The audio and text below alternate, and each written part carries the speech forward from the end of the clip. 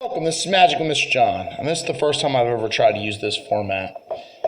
Today I'm going to be talking to you about my fly sigil, and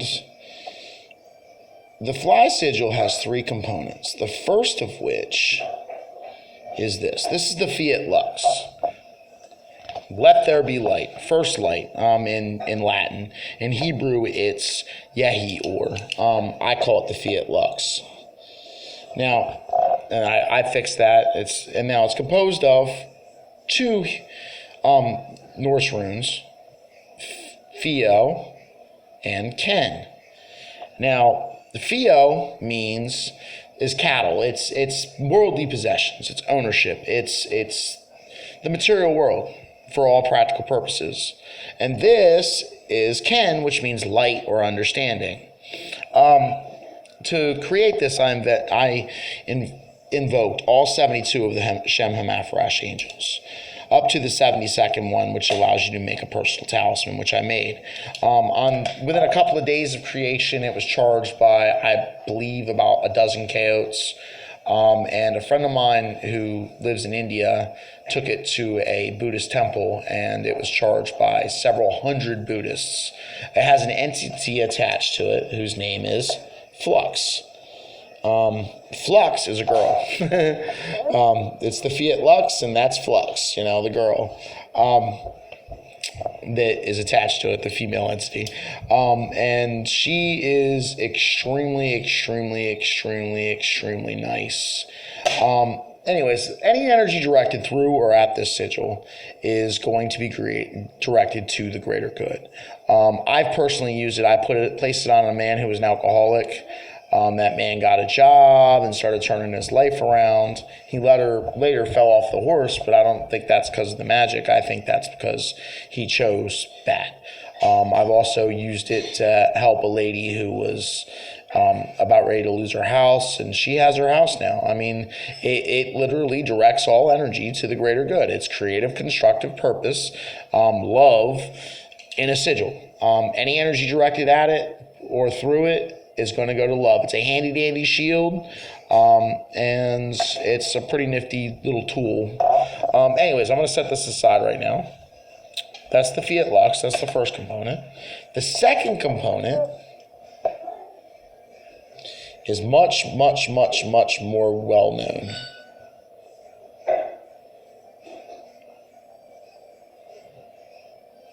I don't know how well you can see. Yeah, you can see it just fine. I literally have my, that's a little long on the L. It should be back here. But anyways, it should be an L, not a square. Anyways, that is the Ellis. Now, Ellis is the linking sigil. By the way, this right here should be thrown off. I'm not an artist. It could, it's a functional Ellis either way. And Ellis is the linking sigil, and Ellis was created by Ryan Lloyd, who later created the Marauders Underground, and it is a sigil that basically replicates itself to all those who see it under gnosis. I don't think that everybody, just by looking at it, you're going to have it replicate within your mind, but it enters your subconscious mind and replicates, and a small portion of your subconscious mind is now attached to the Ellis network, and it's feeding the Ellis network. Now, that sounds like a drawback. But that small portion that's feeding it, now, say I'm someone else in the Ellis network, you're connected. I'm casting a spell. I can draw a little bit of that brain power from you and everybody else in the Ellis network to cast my spell. Depending on how much, the Ellis network isn't going to draw from the entire network instantaneously, so on and so forth. But it's just a small amount of energy. It's not noticeable to you. It doesn't harm you. The Ellis sigil can be a little scary when you're hit with it. When I first saw it, I was like, whoa, what the hell is that? I felt the voodoo, and I was just like, Now, of course, this isn't charged, but I don't know. By the time you're finished looking at it, it might be. But that's what the Ellis sigil does. Now, when it's not being used by other practitioners in the network, it basically spits out magic. The first Ellises were placed in like places like bookshelves and Walden Books that were the fantasy section, sci-fi section. It helps make magic easier in the really real world. It helps make physical magic a little bit easier, and it also remembers spells that people have cast previously and sees successful magic, and helps to aid in the casting of successful magic. So that's what the Ellis does. Now the third part is, and this is a horribly drawn Yud. And the reason it's horribly drawn is because I'm not a Hebrew scholar. This is the sixth letter of the Hebrew alphabet, Yud. It's I and Y in the Hebrew alphabet. It's also the number 6. Sixth letter, number 6. Go figure. And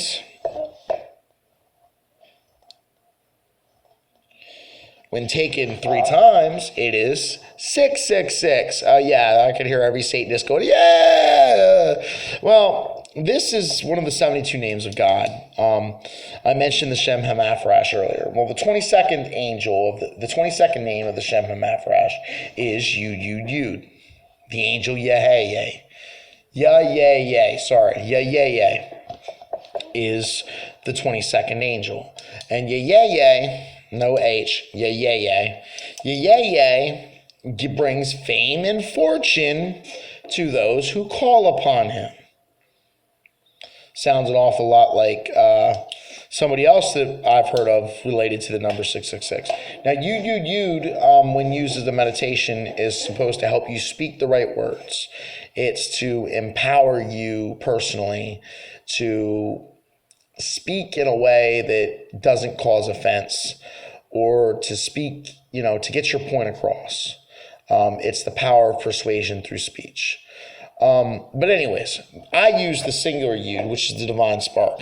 And the divine spark is the 0 point where the universe was created. It signifies that. It's kind of like a spiritual 0 point module. It signifies, now, another place where you can find Yud is, and once again,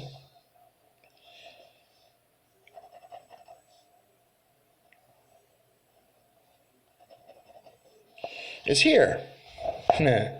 Yod He Vav He, YHVH Yehovah.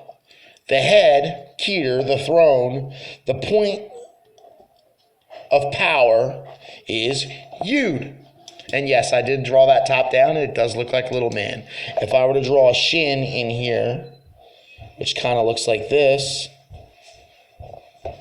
it would be Yeshua, as in, of course, you could straighten it out, and that's not exactly what a shin looks like. I'm sorry, my Hebrew drawing is not, I'm not a Hebrew artist, but I get my point across. So that's another place where you can find you. The throne, Keter, that's the source. That's the creator of the universe. That is the sum of all things. Hey, Asher, hey. I am, I was, I always will be. So that's another place where you can find you. And now we're going to get to the fly sigil itself. And let me draw this right, because it's the final drawing. And if I don't like it, I will toss it. Of course, you start with the Fiat Lux. Right there. Same thing we drew before. And then you draw an Ellis without the points. Right there, see? Draw an Ellis without the points. And instead of the dot on the left side of Ellis, you place a Yud. That is the fly sigil. And what this does is it combines all 3 powers, all 3 sigils into one super sigil. It connects you to the Ellis network, and it does connect to the regular Ellis network. There's no fly network.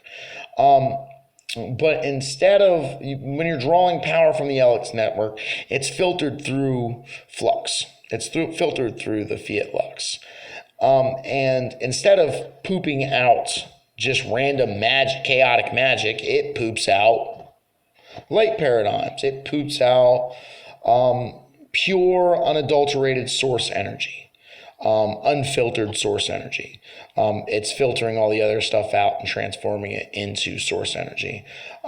Using the sigil, I have basically its applications are almost endless.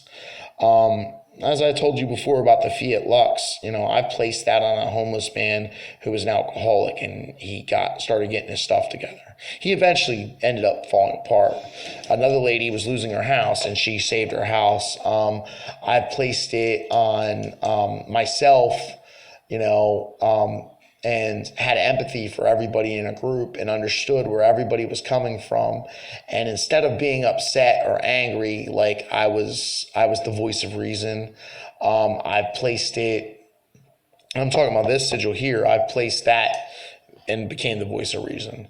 I placed this sigil here on a building that was for sale and condemned, where a friend of mine was getting kicked out because they were going to condemn it. He was trying to sell it, and the city came in and condemned it.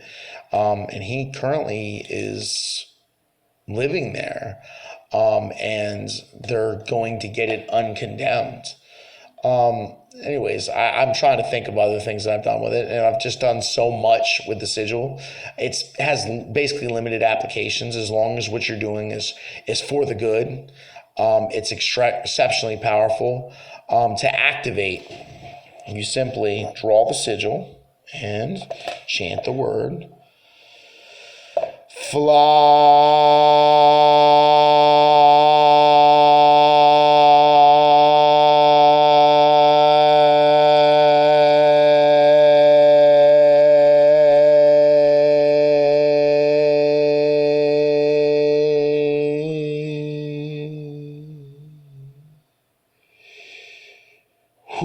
Oh my God. And I'm not the only person who's using this sigil right now. It's being used by quite a lot of people. It's basically you can't tamper with it. Between the Ellis, which has been tried, people have tried to tamper with it and can't, and the Fiat Lux, which directs all energy to the greater good. Literally all energy. It doesn't care what kind of energy, what kind of paradigm. It just directs it to what is good. A good example of using this is I've banished people before in the past. And there was one guy who was really starting to be a problem for me. And every time I've banished somebody in the past, I've had serious issues. I've had serious issues with that person. I've ended up, one guy, he ended up in jail. Another guy, he ended up in an insane asylum. Another guy, basically he ended up injured. Another person, their parents, and it was a real long list of really horrible things happening to people. And I was just binding them. I was just trying to get them away from me for whatever reason. And I'm not the type of person who just goes around, casting at people because they annoy me.